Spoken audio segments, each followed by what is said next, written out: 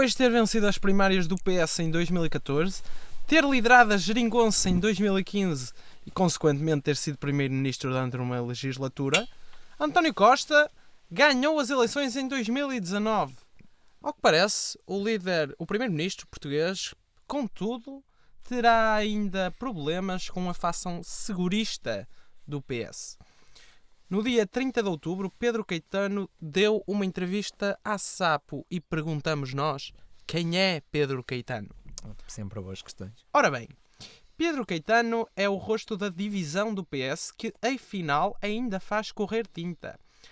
Foi apresentado pela Sapo como diretor global de uma empresa na área da indústria farmacêutica. Trabalhou entre 2012 e 2014 com António José Seguro no programa Para a Saúde do PS para as eleições de 2015, isto caso António José Seguro tivesse sido eleito secretário-geral do PS. Entre outras coisas, foi abordada na entrevista à Sapo, foi abordada uma carta que Pedro Caetano escreveu ao diretor do Financial Times com o título "Não se deixem enganar duas vezes". Isto era uma referência ao editorial que o Financial Times publicou em agosto, basicamente a dizer bem de António Costa e das suas políticas. Sim, e também ao editorial de 2007. E também ao editorial de 2007 a dizer bem das políticas de José Sócrates. Ora bem, Pedro Caetano sempre se assumiu como um detrator, eu diria, ou como um opositor, melhor dizendo, quer de António Costa, quer de José Sócrates, dentro do PS. E, João, eu começo pelo tal editorial e a minha pergunta é assim, a tal carta, que mais tarde também viria a ser publicada pelo Financial Times, tu achas que António Costa de facto conseguiu enganar o Financial Times? Zé, eu acho que, apesar de tudo, eu acho que não. Apesar de haverem dois...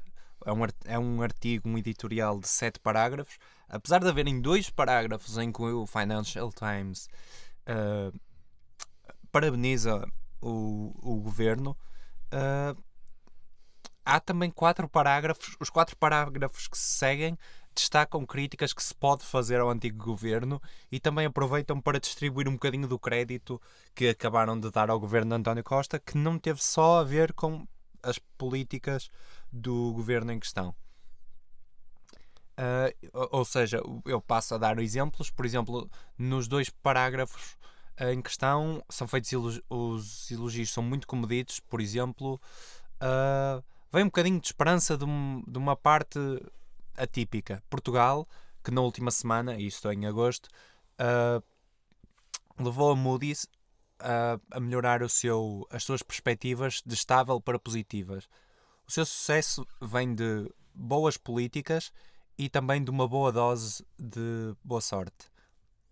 O primeiro-ministro António Costa ainda tem muito a fazer num país onde a dívida pública continua acima de 100% do produto interno bruto. Apesar de tudo, ele tem mais razão para estar otimista do que muitos líderes europeus. Ou seja, acaba por ser um elogio muito comedido. Gostava também agora de explorar aqui também o que não foi dito na pergunta, que é, eu acho que a Geringonça e principalmente o António Costa, ele tem muito jeito para o spinning. E para quem não sabe o que é spinning, dentro da comunicação e da comunicação política, o spinning é a habilidade de uma pessoa apresentar, de um porta-voz apresentar algo que é verdade e é algo que é desagradável e é negativo para a parte que o está a apresentar, mas de uma maneira que nos favorece. Passo, por exemplo, o jornalista faz uma pergunta ao Pedro Caetano sobre a imigração, que é sobre um tweet que António Costa fez, que diz: "O notável crescimento da participação eleitoral dos portugueses residentes no estrangeiro comprova que temos que continuar a reforçar os laços de cidadania da nossa diáspora." E acaba a citação de António Costa e o jornalista diz: "Só que a abstenção aumentou de 88,3% em 2015 para 89,2% em 2019. E aí Pedro Caetano é rapidíssimo a destacar que se mais pessoas votaram é porque há mais eleitores. Se há mais eleitores, quer dizer que há mais portugueses imigrados, o que não é uma causa de celebração, e eu acho que o próprio António Costa não está muito contente em relação a esse facto, mas acaba por girar este facto de modo a parecer alguma coisa positiva. E ele destaca também por exemplo, quando foi uma abstenção de quase 60% nas europeias, a primeira coisa que o Presidente da República diz é que podia ser pior, e critica, e ele aproveita, e eu concordo, para criticar esta classe política que está sempre a baixar as expectativas, e é muito típico, principalmente António Costa, de pegar naquilo que mais lhe interessa sem dar o contexto, e sem propagandear aquilo que está mal e que não lhe convém. E tu, o que é que achas, Zé? Ora bem, eu concordo com, com a análise que tu fizeste da, da resposta da resposta da imprensa nacional ao que foi o editorial do Financial Times. Isto é, a imprensa nacional acabou por, eu diria, exaltar como um elogio fantástico o que na verdade foi um elogiozinho. Sim, foi o que acabou de passar, o que acabou por passar para a opinião pública. Eu lembro-me bem, por exemplo, da reação do Rui Rio a esse editorial, quando o Rui Rio disse entre outras coisas que António Costa que falou dos ciclos económicos, e que António Costa também beneficiou de um contexto favorável, mas sobretudo disse que não era assim tão elogioso. Era reconhecer algumas políticas bem executadas, mas perceber-se também que muito havia para fazer, e Portugal estava a tender para o bom, mas não tinha chegado ao bom, como Sim. muita da imprensa nacional acabou por passar. Agora, eu até diria que foi um bocado umas mini fake news, porque o conceito de fake news internacional que nós vemos são coisas bem mais abrangentes e bem mais graves, eu diria. Mas foi uma mini fake news, assim, umas fake news à portuguesa. Agora, sim, antes de avançares, queria só dizer, isso também, essa cobertura, também está relacionada com o que acabei de dizer, que o Pedro Caetano critica, que é: os políticos baixam as expectativas, e a comunicação social acaba por ir junto atrás com os políticos, baixar também as expectativas. E depois, quando acontece alguma coisa Sim, de bom, quando acontece é tão alguma inesperado, coisa de bom, inesperado que é como os nossos ouvintes não nos estão a ver, mas o João simulou percussão e bombos, sim. E é um bocado isso, é um bocado sair a festejar, e algo que na minha opinião, pelo menos acho que o João concorda a este nível, não se justifica. Depois, sim, aquilo que eu queria dizer é que os órgãos de comunicação social acabaram por amplificar a parte que é um elogio do Financial Times sem destacar, e acabaram por amplificar aquilo, um elogio que era um pequeno elogio, para um grande elogio às políticas, sem realçar as partes que o Financial Times diz também de vir à boleia de crescimento económico, e também de ainda não ter sido à custa de cortes nos impostos diretos e aumento dos impostos indiretos, e vir também pegar nesse micro-elogio, estendê-lo e não dar todo o contexto do que vem ao lado. Eu também não acho inocente da parte de alguma imprensa, isto eu não quero difamar órgãos de comunicação social, mas eu acho curioso que em ano de eleições há um governo que indesmentivelmente tem algum grau de popularidade, no mínimo, em comparação com governos anteriores, exaltar-se um feito que é positivo, mas não é decisivo. Não é decisivo. Sim, eu não acho inocente que em ano de eleições surja esta apoteose à volta de um editorial que elogia, mas não exalta, e é vendido, eu diria, como uma exaltação. Sim, exatamente, é uma exaltação, e que não tem os dados importantes de ok, o nosso déficit está a melhorar, e o Pedro Caetano diz mesmo isto: estamos a vender, o governo está a vender muito a ideia do déficit ser de zero, e quando vamos a ver, o nosso déficit continua, não tenho certeza se é o déficit, se é a quantidade de dívida pública, é um dos dois, que continua pior, só dentro da União Europeia só é melhor do que de Itália e da Grécia, que são outras duas economias que pronto, espero que não expandam isto e exaltem isto, mas para crédito do governo de António Costa e do governo do Passos Coelho, a nossa economia não está tão má e não esteve numa recessão tão grande como essas duas estiveram. Uhum. Sim, eu acho que é um bocado isso que tu estás a dizer, e esse dado que tu chegaste à mesa, e agora eu vou levantar um bocadinho o véu do que vai ser a nossa também dissertação ou conversa daqui a alguns minutos, acaba por estar na origem ou ser similar ao que o Pedro Caetano já tinha criticado na altura do governo de António Sócrates, e daí a referência às duas De José de Sócrates. José Sócrates, desculpa. Sempre. São muitos Antónios no PS, e Pois. já estamos a falar de António José de Seguro e António Costa, e às vezes uma pessoa engana-se. Mas pronto.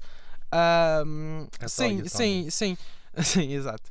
Mas sim, o Pedro Caetano critica também o percurso de José Sócrates em 2007, e também é nesse sentido que a carta que ele manda ao Financial Times começa com "não se deixem enganar", muitas vezes também era esse dado das reformas que afinal só foram Que estavam no plano, de José Sócrates, mas afinal só foram cumpridas quando chegou a Troika, porque José Sócrates conseguiu atingir um déficit uns resultados relativamente bons, mas falhou na execução, falhou no que estava planeado em função desses resultados.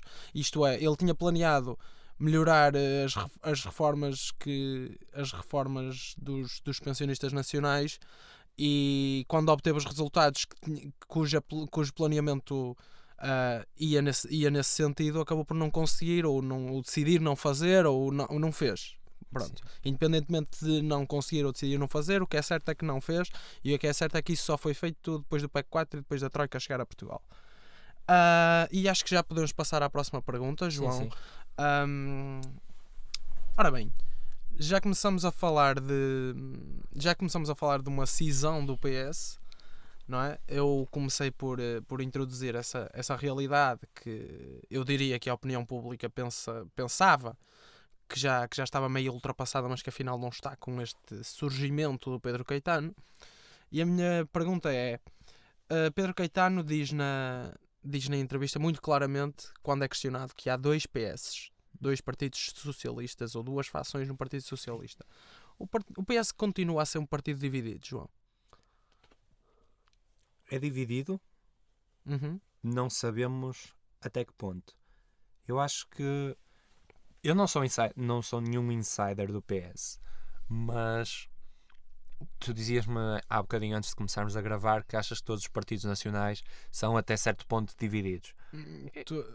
Fora recém-formados. Claro.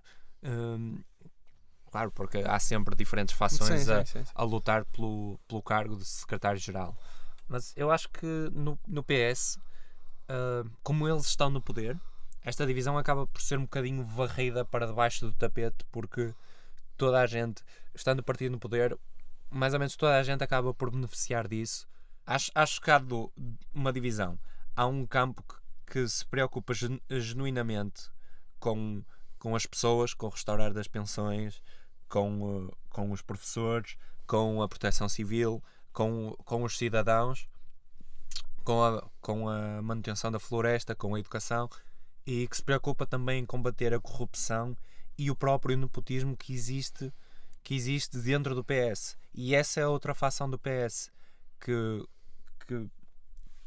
tende a aparecer, critica estas coisas quando está na oposição, mas quando está no poder quase que abraça o nepotismo, que para quem não sabe é o favorecimento de familiares para cargos de poder, e acaba por abraçar também esta incompetência que, como por exemplo o Pedro Caetano destacou na eleição e na subida nos cargos de saúde quase por antiguidade e não por mérito, e depois este nepotismo e esta incompetência acabam por esta receita acaba por dar uma sobremesa final que vem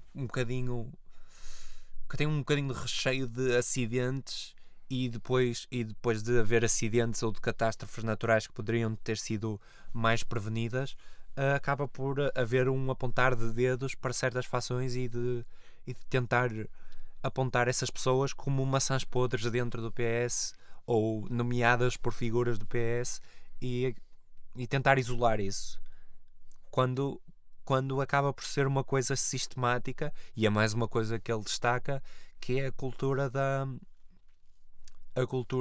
da cunha e da corrupção estar tão enraizada na sociedade portuguesa até os níveis mais baixos, que as pessoas às vezes nem se apercebem que estão a cometer corrupção quando estão a dizer algo. Pronto, é isso que eu acho que se passa no PS, e também gostava de saber o que é que tu... Ora bem, eu vou começar por... o meu ponto de partida vai ser o que tu disseste que eu disse, passa a redundância em off. E isto vai um bocado de encontro ao que nós já discutimos aqui no Frequência, num episódio em que ainda estava cá o saudoso Miguel Meireles, se estiveres a ouvir isto, patrono, um grande abraço. Que tem a ver com a democracia nacional e com o sistema democrático e com a tal corrupção que está enraizada em Portugal. Eu, quando digo que os partidos estão divididos à nascença, eu diria, estou a falar sobretudo dos partidos do espectro mais tradicional português. Estou a falar do CDS, estou a falar do PSD, estou a falar do PS, principalmente estes três. Depois depois, por exemplo, o PCP não está assim tão dividido, porque quer queiramos, quer não, o PCP tem um traço ideológico mais vincado do que outros partidos da sociedade portuguesa, e essa divisão acaba por ser um bocadinho mais sombreada. Agora, o PS, eu vou um bocadinho pegar numa frase do Marcos Mendes, da altura em que ele foi ao Gente que Não Sabe Estar, que ele dizia que os políticos vivem de atenção, e é verdade, os políticos vivem de atenção mediática. António José Seguro já está na sombra há algum tempo. Atenção mediática, ok. António José Seguro já está na sombra há algum tempo, e o surgimento de Pedro Caetano é um bocadinho o surgimento de António José Seguro, e vamos ver o que o futuro nos trará. Agora, eu acho que politicamente não é uma boa altura para essa facção do PS aparecer, independentemente de eu achar que esta minha declaração seja errada. Independentemente de eu achar que esta forma de pensar é errada, é o que eu acho que acontece. Eu acho que é um erro, porque, ou melhor, eles podem pegar em algumas das coisas, e pegaram na entrevista do Pedro Caetano. Repara que eu já estou a dizer eles como se o Pedro Caetano fosse um porta-voz de uma facção maior. O Pedro Caetano deu uma entrevista a nome próprio, e o Pedro Caetano certamente que falou com as suas convicções e com as suas ideias, e não estou a pôr nada disso em causa, mas eu acho é que para a opinião pública e para os militantes do PS, o Pedro Caetano sendo apresentado como alguém que trabalhou no plano da saúde para o programa eleitoral de António José Seguro, ou para o programa eleitoral que seria de António José Seguro caso ele tivesse ganho as eleições. Ele falou certamente com as suas ideias, mas isto não impede uma divisão do partido. Eu estava a dizer que ele, na entrevista, pegou em alguns pontos negativos destes primeiros dias até de nova legislatura portuguesa, que tem a ver com uma coisa que foi relativamente falada, que é o maior governo de uma legislatura da democracia portuguesa, com 70 pessoas. Realmente é um bocado, eu não diria fácil, mas por onde esta facção, se o Pedro Caetano representa esta facção antes de se representar a si próprio, que é algo que eu digo que não acredito. Eu acho que ele se está a representar a si próprio, sim, mas acho também que para a opinião pública isto é o surgimento do fantasma, eu diria, de António José Seguro. É um ponto de ataque.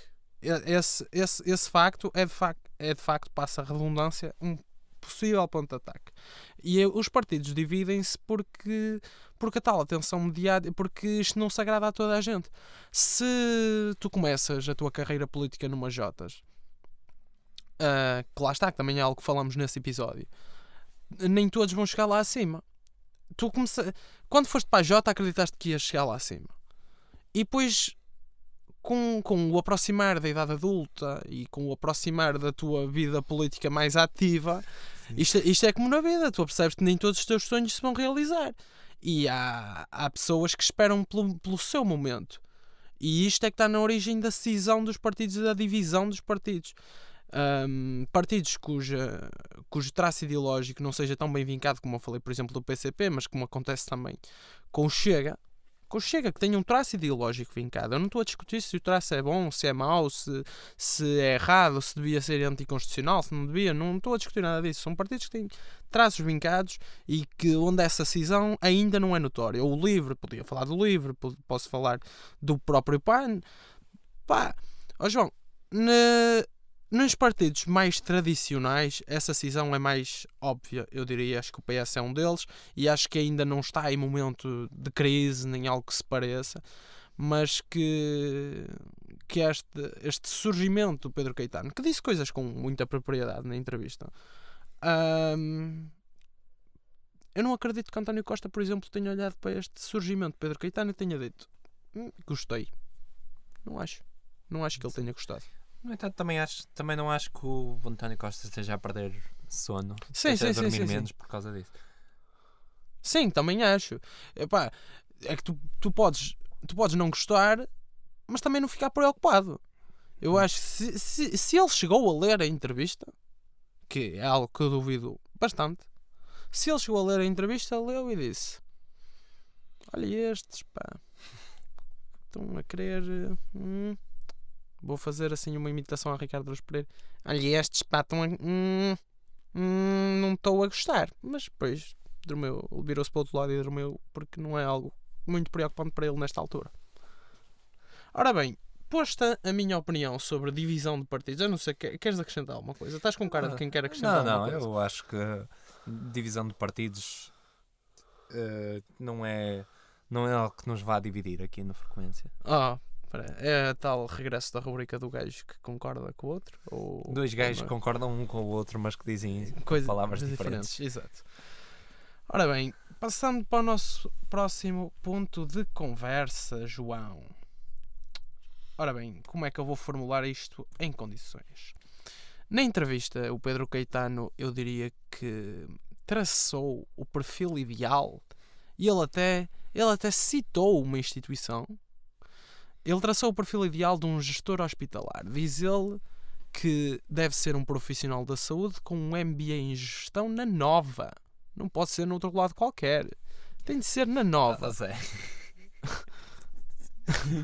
Deixa-me saber. Ok, já sei. Já me lembrei de que é um MBA. Ok, podes dizer. Na Nova. Logicamente que ele disse... Falou na Nova, podia ter falado noutra instituição, só dei este ênfase para motivos de comédia, de sit-down comedy. Porque achei engraçado. Mas, mas João, eu devolver-te a pergunta que fizeram ao Pedro Caetano. Os hospitais devem ser geridos por médicos ou por gestores? Eu diria que no topo da pirâmide tem que haver um gestor.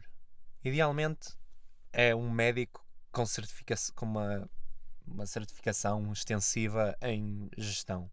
Um MBA, já agora para as pessoas que não conhecem, eu não conhecia o termo, é basicamente um mestrado em administração de gestão, ou basicamente um mestrado em gestão. E se não for possível ter um médico, então que seja um gestor no topo da pirâmide. Claro que depois há sempre comitês de administração e há várias pessoas para aconselhar essa pessoa, mas lá no fundo, se pudesse escolher quem é que está no topo da pirâmide, eu diria que é desejável que, se não for um médico com formação em gestão, que seja pelo menos um gestor. Antes de ser um bom médico, tem de ser um bom gestor. Sim, o Pedro Caetano diz que até... E eu vou para o Pedro Caetano um bocadinho porque ele tem experiência na área da saúde. Que até podia ser alguém que faz... ele usa o termo country manager, mas pode ser um gestor de empresa a fazer a gestão do hospital. Claro que se for um hospital público não queres que seja feito a gestão como se fosse uma empresa, porque não é algo que é suposto dar dinheiro, mas não interessa. Um gestor.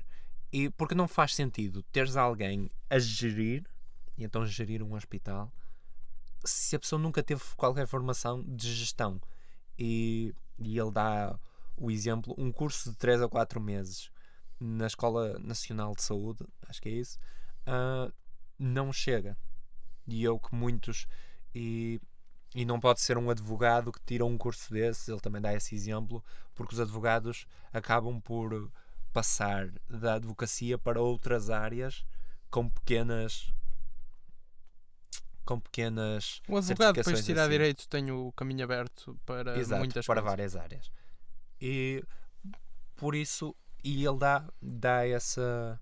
E eu concordo, é recomendável que a pessoa seja um profissional de saúde para ter mais presente o que os utentes precisam na altura da gestão do hospital. Não podemos ter médicos a gerir os hospitais, porque abre uma porta bastante grande para a corrupção. E porque é que se daria um emprego a alguém de gestão, a alguém que ainda não mostrou a nível académico capacidades de gestão? Porque os médicos, a partir do julgamento de Hipócrates, a preocupação deles, número 1, deve ser a saúde dos utentes a todos os momentos. E, na minha opinião, os médicos devem deixar a gestão de recursos, tanto humanos como tecnológicos, a alguém que sabe como fazer. É assim, eu acho que a própria pergunta está a personificar demasiado a figura do gestor. Porque é um bocado o que tu começaste por dizer. Isto tem comitês e tem pessoas que aconselham o gestor, etc. Porque a forma como a pergunta é feita e a forma como a resposta é dada dá a entender que isto é quase uma monarquia. Dá a entender Está de volta ao Zé Monarca. dá a entender que isto é quase um poder absoluto do gestor, uma coisa que eu acho que não seja. Eu acho que o ideal deve ser uma equipa feita por pessoas de ambas as áreas. Agora, se tu me apontares uma arma à cabeça e disseres, Zé, tens de escolher o gestor em específico, se é médico, se é gestor, ou se é economista, ou se é que são áreas diferentes, mas que também estão relativamente relacionadas, eu diria um bom gestor. Agora, não acho que na gestão, e já estou farto destas aliterações, mas cá vamos nós, na gestão de um hospital, muito mais num hospital, numa instituição como um hospital, não acho que deva ser personificada uma figura de poder. É a minha opinião. Ora bem, próxima pergunta, João. Eu acho eu tenho particular carinho por esta pergunta. O Pedro Caetano disse na entrevista que se sente desapontado com a subserviência do Presidente da República. Ora bem, associando esta eventual subserviência do professor Marcelo Rebelo de Sousa a António Costa, associando isso ao eventual erro do Financial Times a avaliar o trabalho de António Costa, estaremos perante uma espécie de António Costa, vilão manipulador que consegue enganar inclusive o chefe de Estado? Eu não acho que ele seja um vilão manipulador. Eu não acho que o António Costa seja tipo na cave de Belém a planear. Sim, com vários papéis num quadro de cortiça e depois usam um novelo para mostrar como é que está tudo ligado. Mas acho que é mais ao Presidente da República que lhe falta mais um bocadinho de espinha dorsal para fazer o trabalho, porque ele faz o trabalho com o público, ele faz o trabalho de uma maneira muito mais ativa e de uma maneira muito mais afetuosa e de uma maneira muito mais mediática do que, por exemplo, o Presidente da República, Cavaco Silva. Mas ele, em termos do trabalho em si, ele é um bocadinho... falta-lhe um bocadinho de espinha dorsal para o trabalho que é preciso fazer, e é preciso muito mais Portugal precisa muito mais do seu Presidente da República do que dar beijinhos às pessoas quando há catástrofes e aparecer nas cerimónias com outros chefes de Estado e receber chefes de Estado, precisa que o Presidente da República execute, porque faz parte do ramo do poder executivo e está lá para não deixar o governo e o Parlamento andarem. É a última medida, estás a À ver? sua mercê. Exato. Tem de impor a sua metáfora- presença. Também. Tempo da metáfora desportiva. Ok. O equilíbrio de que nós falamos dentro do Parlamento, que é preciso, é tipo meio campo e a defesa da democracia. Se calhar é a defesa e o meio campo é a comunicação social, ou é ao contrário, não sei. Mas sei que o Presidente da República é suposto ser o guarda-redes, que está lá para quando medidas manhosas filtrarem a comunicação social e fintarem toda a defesa do Parlamento e passarem no Parlamento, ter lá um homem que foi eleito para o cargo por mostrar competência, estar lá e aparecer e bloquear o remate, e ele não está lá para ser o menino dos recados da defesa, que é o governo e o Parlamento. Ele está lá para mandar na defesa e no Parlamento. E para vetar o que precisa de ser vetado e para aprovar aquilo que precisa de ser aprovado para os portugueses e não para o governo, porque eu acho que o Marcelo Rebelo de Sousa, em nome de uma estabilidade política que reconheço que é necessária, para ele, Marcelo Rebelo de Sousa, Presidente da República, às vezes, para não agitar o barco e criar um bocadinho de instabilidade política, Para não levantar ondas. E para não levantar ondas também, nomeadamente com a imprensa nacional, com investidores e com outras entidades, ele acaba por ser um bocado subserviente àquilo que o governo lhe pede, e principalmente como reconhece que, por exemplo, a solução governativa que tivemos até agora era frágil, e as pessoas que achavam que aquilo não é frágil convençam-se de outras coisas, porque depois destas eleições era uma das coisas que não tive, que gostava de. Eventualmente fui amadurecendo até lá. Os partidos, nomeadamente os de esquerda, acho que começaram a ficar cada vez mais autocentrados na sua própria importância para o funcionamento da geringonça, e a dar a si próprios um bocadinho mais de crédito do que merecem, e então acham que já estão em posição de fazer exigências, e então em 2015 juntaram-se para impedir um governo de direita, mas agora já se estão ao luxo de negociar cada uma das coisas caso a caso. E agora que essa solução governativa acabou e a instabilidade já vai ser algo que existe só por si, pela ausência de coligações, acho que se antes já era a altura, agora é ainda mais a altura para o Presidente da República, quando for o caso, bater o pé ao governo e não acontecer como no caso da Procuradora-Geral. É assim, eu acho que durante esta última legislatura o Presidente da República não teve muito por onde intervir, na minha opinião. Aliás, muitas vozes do PSD se levantaram quando, por exemplo, logo a seguir à formação da geringonça, houve vozes do PSD levantarem-se contra Marcelo Rebelo de Sousa, que era, enfim, um político ligado ao partido, era um partido ligado aos sociais-democratas, por ele não ter impedido, ou no mínimo ter feito umas coceguinhas à formação da geringonça, o que eu acho que seria um erro político. E na minha opinião houve muito eleitorado de direita a ficar com este trauma, eu diria, depois no que se seguiu, no que foi o percurso do governo e no que foi o percurso de Marcelo Rebelo de Sousa. Há momentos em que o Marcelo Rebelo de Sousa faz o que deve ser feito por um presidente, aquela figura do senador, eu diria, aquela figura do watchdog do governo, não é o watchdog do povo, que essa dado teoricamente aos jornalistas, não é? O guardião do governo, aquele que orienta, e de facto ele fez isso em alguns momentos. Ele terá cometido alguns erros, por exemplo, na forma como geriu a situação de Tancos.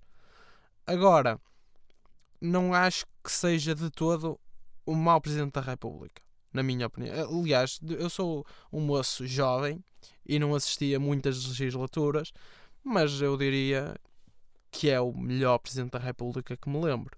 Falhei muitos, é verdade. Falhei muitos, mas dos que eu vi, não, para mim é o melhor. Ele conseguiu dar essa tal estabilidade política de que falavas e que por vezes é necessária. Ele conseguiu dar e ele fez com que a popularidade de António Costa, na minha opinião, fosse subindo gradualmente. E nós já discutimos aqui no rescaldo das legislativas que a vitória do PS era relativamente anunciada. Eu acho que o resultado não é pior para o PSD por Rui Rio, e também acho que o PS ganha pelo curso de ação do Presidente Marcelo Rebelo de Sousa entre 2015 e 2019.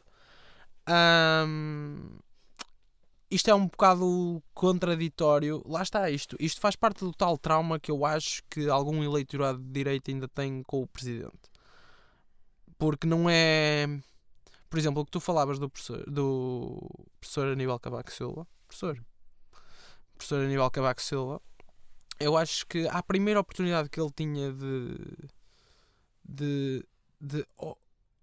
se fosse o professor Aníbal Cavaco Silva com um governo socialista, a primeira oportunidade que ele tivesse de eu não diria enxovalhar porque é demais, mas de dizer mal ou de passar uma imagem de que o governo não agiu assim tão bem para a comunicação social, ele faria isso. Se calhar o eleitorado de direita estava à espera disso de um Presidente da República que tem raízes do PSD, mas não aconteceu.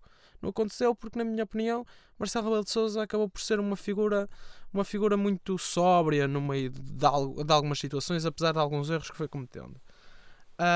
Eu também não acho que o António Costa seja um vilão. Eu já achei mais isso, na verdade. Eu achei isso, por exemplo, na forma como ele geriu as primárias, precisamente com o António José Seguro. A forma como ele foi um oportunista político pelo timing em que se decidiu candidatar. E quando ele percebeu que teria reais hipóteses de ganhar é quando decide de sair da Câmara de Lisboa. E aí eu acho que ele foi um pouco oportunista, não diria um vilão. Agora, depois disso, ele foi indo com a maré. Ele lá está, ele é alguém que, na minha opinião, é um político com grande sentido de oportunidade. Ele foi oportunista aí no mau sentido, na minha opinião. Foi oportunista no bom sentido com a formação da geringonça. Porque impediu um governo de direita que... Pronto, também estamos aqui para dar a nossa opinião. Para mim, naquele momento, seria mau para o país. E depois de ter aproveitado essas duas grandes oportunidades da vida política dele, acabou por colher os frutos agora e ser ele já era primeiro-ministro, mas a ser um primeiro-ministro realmente eleito, sem aspa nenhuma. Agora, não acho... É o que eu comecei a dizer. Eu não acho que ele seja um vilão. Não acho que Marcelo Rebelo de Sousa seja um vilão também. Acho que António Costa é um político oportunista no bom e no mau sentido. E aqui termino a minha intervenção. Ou seja, é um bom político. É um bom político, sim.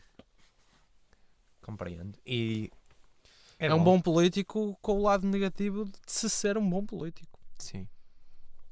Isso também. Bem, quem queres destacar na corte? Ora bem. Eu na corte... eu vou ser absolutamente sincero. Tu és um javarde. Sim, precisamente isso. Eu tenho incorrido numa coisa que é não ser muito original na corte. Porque eu estou um bocado preso à figura do trovador. Eu não sei porque é que isto é, não sei porque é que isto acontece, mas é porque eu gosto da figura do trovador dentro de uma corte real, porque é de facto aquele que dá música. Ora bem, e a quem deu música nestes últimos tempos? na minha opinião, foi a imprensa. Eu vou destacar aqui a imprensa pela música que deu, pela polémica da eventual tese de doutoramento do Sr. André Ventura. Uau. Na minha opinião, é um bocado o que nós já temos falado aqui, a tal previsão da perseguição que se seguiria ao Sr. André Ventura. Eu, depois de ter visto isso, dei-me ao cuidado de ouvir uma entrevista dele na TSF.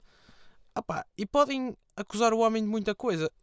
Lá está, estou aqui para dar a minha opinião, não estou em problemas nenhuns em dar a minha opinião. Eu não tenho particular simpatia pelo André Ventura.